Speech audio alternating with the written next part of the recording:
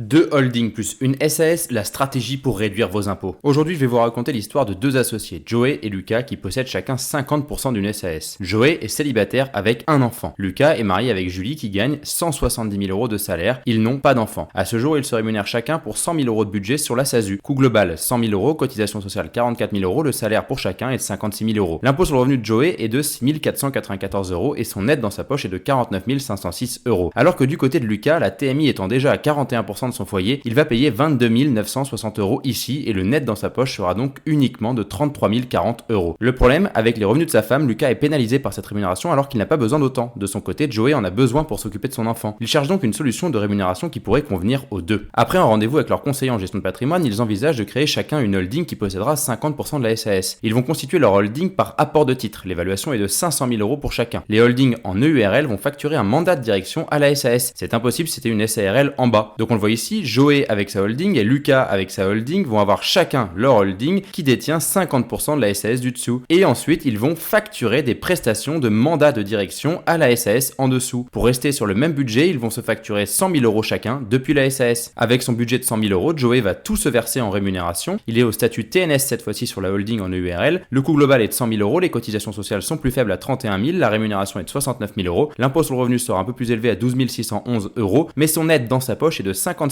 389 euros cette fois-ci, soit 7 000 euros de plus qu'avant. Lucas, quant à lui, va se verser 7 500 euros de rémunération pour valider les trimestres de retraite et le reste en dividende. Le coût de la rémunération sera 10 700 euros, comprenant 3 200 euros de cotisation sociale et 7 500 de rémunération. L'impôt sur le revenu de Joey sera de 3 075 euros du fait de la TMI très élevée. L'IS sera de 18 075 euros, les dividendes de 71 225 euros, la flat tax de 21 367 euros et le net dans sa poche de 49 858 euros cette fois-ci, soit un total de 54 283 euros, soit 21 000 euros de plus qu'avant. La holding est vraiment un outil pour réinvestir également. Ils pourront donc utiliser les dividendes de la SAS pour préparer leur retraite. Et si tu souhaites en savoir plus, abonne-toi et va écouter notre chaîne, l'art de la gestion patrimoniale sur YouTube, Spotify ou Apple Podcast.